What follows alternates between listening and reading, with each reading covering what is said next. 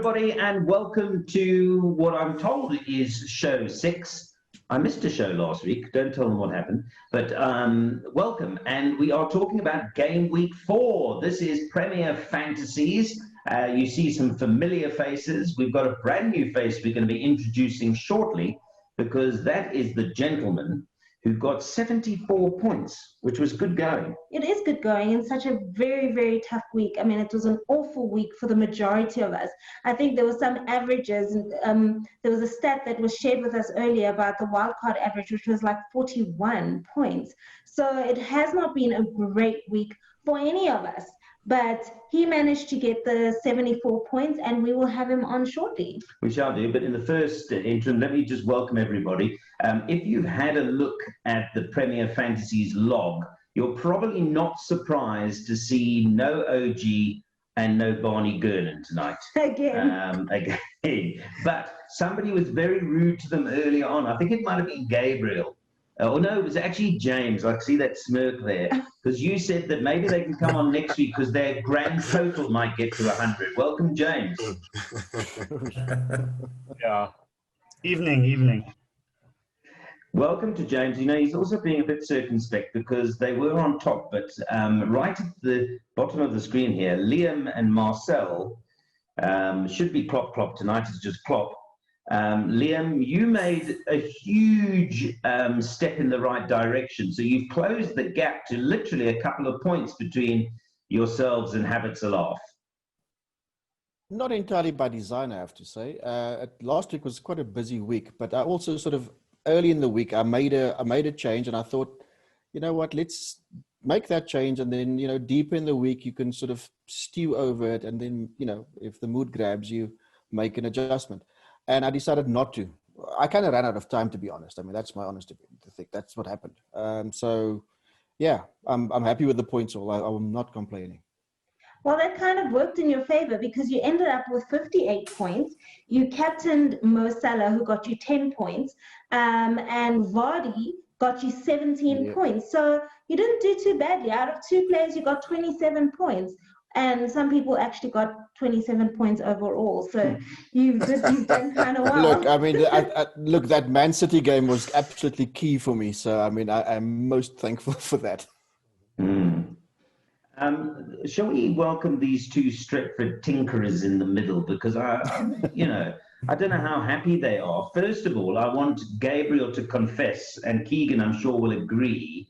You guys, how did you win that game, Manchester United? Never mind getting points in Fantasy League. Look, rules are rules, I suppose, is the right way I can put it.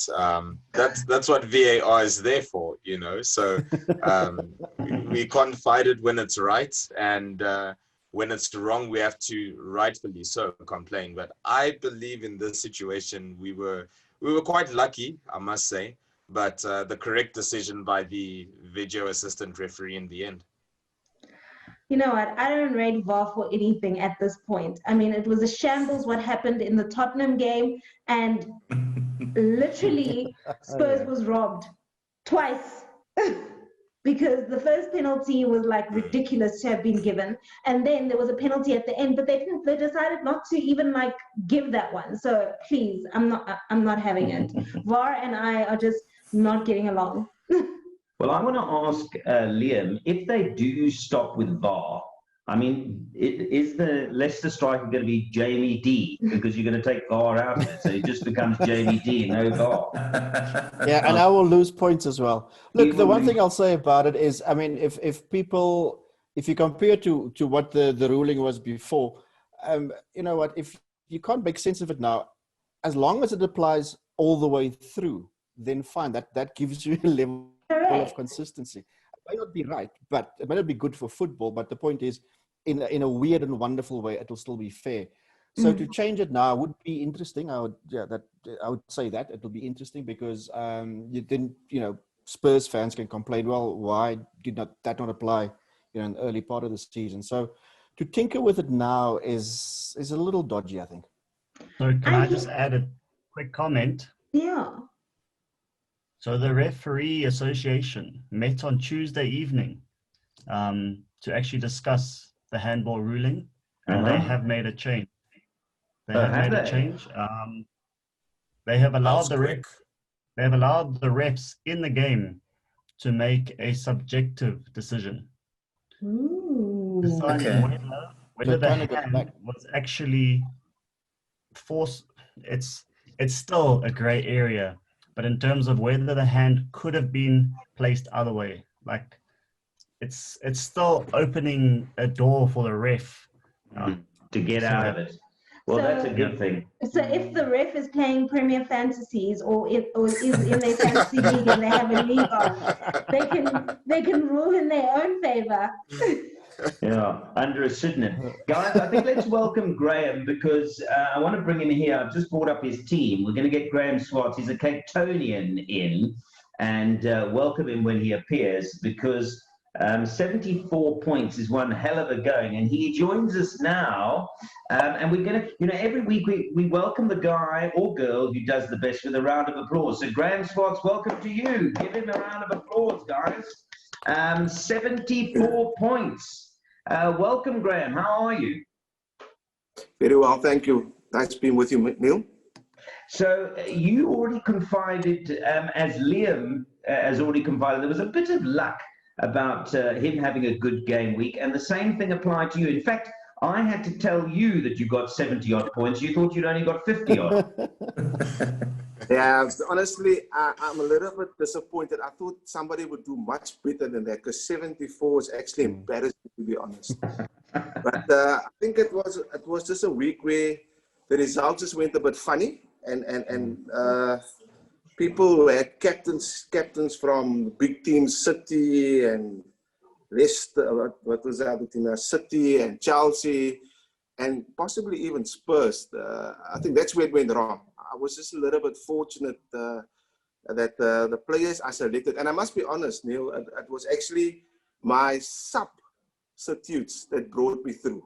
Yes. Because like I explained to you, it was a little bit like playing the horses, playing a pick six, and then you find your horses get scratched, and actually the third favorite comes through for you, if you know what I mean. Because I had a number of players I know that I selected, even the goalkeeper. I didn't even have Lino in my team, but somehow he ended up in my team, and he actually didn't do too bad for me. So yeah, I think I was a little bit fortunate. As my friend Justin from Mark would say, even a blind rooster sometimes finds a kernel of corn, and that was exactly what happened. Speaking of Justin's for Mark, he's currently the leader of our log on the Premier Fantasy Joint log. leader. Well, joined with Gregory's Paul. team Yep. again. But anyway, let's not go there. And Stephen Graf I think and Stephen Daryl Graf. Alexandra. I think this guy, Stephen Graf, and Stephen, if you're watching, you must contact us, please, via email, because I think he's also on Clocking the Gallop. He also might be a racing guy. So I think we've had quite a few racing people going to the top and doing well. I wanted to just pick up on something Graeme said, because James, coming back to you, I think that Graeme's hit on a sore point. A lot of our captains did poorly. So if you were on Son, who pulled a hamstring, if you were on Werner, who would actually play better if he had two hamstrings, if you had any Manchester United players and Kevin De Bruyne, so a lot of the captain's choices, unless you found Vardy or in Graeme's case, Salah, it was tough. It was tough to double up. I mean, we had Son. He got 1 point. We doubled up, got 2 points for our captain. Yeah. Yeah, you picked the wrong weekend not to captain Trent. That's for sure. Again. Trent is a sore point for us. At the end of the day, it is a game. It is based on odds. But there are ways in which you can work the game to make sure that you try and get as many points as possible. So looking forward to game week 4, Liam, what is your strategy? To be honest with you, I haven't figured it out yet. All I know is that it's going to be the biggest challenge so far because I've got a couple of, let's put it this way. There are some decisions that have to be made. They are tough, but I'm going to sit on it for as long as I can. there are at least 2 defenders in my team. At least one of them, Tarkowski, he's hardly kicked a ball and he's got a sore toe. So not sure whether he's going to play. He's being linked to a potential transfer. I'm not sure if that's going to go through. Rudiger hasn't really featured for Chelsea either. So that leaves me with a bit of a conundrum. And on your side, Stretford Tinkerers, any ideas about what your best move is going to be for game week 4? I think at the moment we are currently looking at changing out one of our defenders. We are not certain exactly where we're going with our transfer yet, but we're trying to wait and see once the Carabao Cup games have all been played. I mean, City and Burnley are actually playing now, and Liam Tarkowski, I think, is actually playing in that game. So I think he's back in the 11. So I think hold up. We'll see. But yeah, I think with us, we're trying to wait as long as possible to see what happens, especially with United tonight, with City tonight, especially with who we're going to captain. So I think it's a lot of wait and see for now before we make any final decisions. I want to ask, if I may, a question broadly away from Fantasy Premier League. I'm going to ask James up top there. If I'd said to you after 3 game weeks that Leicester and Everton would be top of the log, you'd have probably put me in a straitjacket. How long can they stay there? And are they real contenders, not for the title, but perhaps for Champions League football? It is definitely interesting to see the big teams not perform to their standards. There's been talks of this whole shorter preseason. You know, teams like United, City, they barely had a preseason, and Chelsea, they've got half of Europe joining their team, and with just trying to find that like form and getting the team to gel, it definitely makes teams like Leicester, Everton, who haven't really had many changes, and guys are just slotted in and they're looking good. I must be honest, they're really, really looking good. Leicester almost back to full strength with Maddison, and Everton, they're not putting a foot wrong. So definitely top 4, maybe 5th contenders.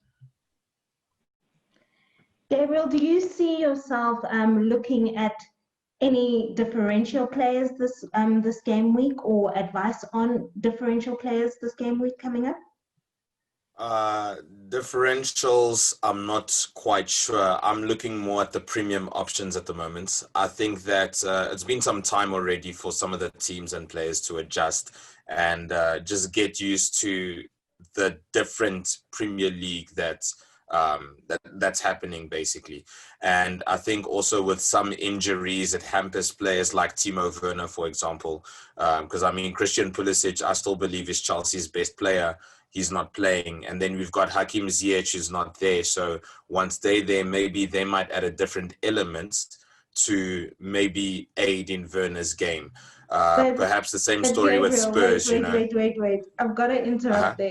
Are you sure Yes. Timo Werner is not being supported and he's injured and those are all the reasons why he's not performing? Personally, I just think he's not performing, Jay. I think so. I think Timo Werner is he's a particular kind of player. You know, he's fast, he runs between the lines, etc. And if you watch a lot of the games that Chelsea have been playing, he'll run into a good space or he'll be in a good position where somebody like Pulisic would probably have found him. But that's not happening because the players don't, either they don't see him or they don't have the quality of the pass or something. So it's just, I think it's about adjustment. And because there's been a few games at the moment, some of the bigger teams who have disappointed, as James did allude to, I think that they're going to start now showing why they're the bigger teams and the premium players showing why they're the premium players. It's just about patience and a bit of adjustment, and I guess we'll see. I'll take your word for it. So I want to ask Graeme, because he's the man of the moment, he's the man of the week. He got 74 points. The closest to him got 70 in our league. and then back to a couple of 60s, but he was comfortably clear. But I see, Graeme, that you've got at the moment, you've got Willian. Now, Willian didn't play great, understandably, because he was against Liverpool, and he probably didn't have much joy there. But I see they're at home, Arsenal against Sheffield United, so that's probably a game where you're going to keep Willian. But Martial, what are you going to do with him? Because, and this is a question also, I guess, for Stretford Tinkerers, because they're at home against Tottenham, who have shown finally some signs of life. But Graeme, what about your team? What are you looking to do with your team? Because 74 is a great haul, but can you do it next week, or do you want to change? Well, unfortunately, I've played my wild card, so I only have one change I can make, and that's definitely Martial. He's out. He's out of my team. You know, I didn't want him in the first place, but he was one of the cheapest at that time, so I had to put him in my team to make the team balance. But he's out. Neil, my strategy at the moment is very much, if you remember the Drew Carey show. I basically played like teams from, you know, I draw numbers out of a hat, and that's basically how I go about selecting my team. But yeah, Martial's out. Gotta go. I'm probably gonna put in maybe Inks. I'm thinking Danny Inks. Maybe put in Danny Inks. Where they playing? West Bromwich, I think. So they're not doing too great. So maybe stick in Danny Inks. Graeme, quick question. I think I'm right in saying, can you tell me you've got teenage sons? So I want to ask you, are you actually picking the team, or are they? Nah, they don't. Strangely enough, I'm a Liverpool supporter, right? Big Liverpool supporter. Good man. But in this household, I've got one son that supports Manchester United, and so does the mom. So he follows the mom. Phenomenal. Tried very hard to convince them to move the other way, but it's not working.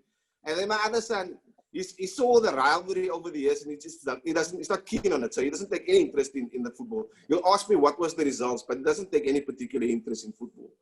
So that's where we are at the moment. So there's no help from them. If it was, it would probably be putting more United players, and they're out. So I'm sorry. Do you have a cottage on your property? Sorry? Do you have a cottage on your property? A cottage. But if it was, I would probably move in there. Because the wife will probably put me in the cottage. You know? Don't worry, Graeme. You've got Liam there. You never walk alone. I never walk alone. I've got lots of support. Don't worry. There's Justin for Mark as well. There's a lot of them. We're quite a big group. Yeah, and they're all doing well. Guys, we're going to put a lid on it. Congratulations to Graeme. I think 74 is a tremendous haul. He might be hiding his light under a bushel saying it's picking Drew Carey numbers, but you still got to get the numbers, and he did very well.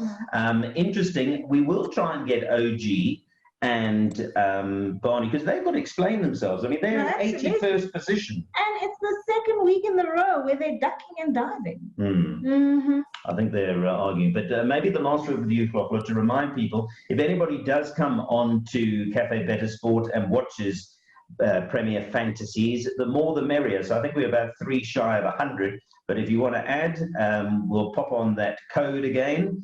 And that goes for Graeme, Mr. Bunter down there. If you've got any Cape Townians, they don't have to be Liverpool fans, but if they want to be impressed at how you're doing on the log, they can also join. But we look forward to the game week 4. I just want, as we close, to get all fair in love and war. I want Keegan and Gabriel to give me a prediction for Manchester United and Spurs. We're not even going to give one. We'll just hear them give one for the Premier League match at Old Trafford between United and Spurs. Keegan, you go first. I think it's actually going to be a very close game. I think it's going to be open. Both defenses are leaking goals at the moment, so I think it's going to be a goal affair. I don't know to what extent, but I'm going with a 2-1 victory to United. Of course you would. It's Gabriel. That is my prediction too. Not to say that like I'm just taking his prediction, but I was giggling a bit because that was my prediction too. 2-1 to United. All right, guys. Well, thank you very much again for joining us. It's going to be interesting this week. We've got 2 rival teams at each other. So I'm looking forward to next week's show to find out how it all went. Liam, I'm looking forward to having my friend back on this show. Please get her back because I feel outvoted here. I feel like I'm alone here. So please bring her back. But James, looking forward to seeing you guys next week. Graeme, congratulations once more. To all our viewers, please don't forget to share, like, and comment. And if you still have not added yourself to our Premier Fantasy League, the code that you can use is MAHL4P. Looking forward to seeing you guys again next week. Have a wonderful week further and good playing over the weekend. Thanks, guys. Thanks, Bye-bye. Goodbye. Cheers, y'all.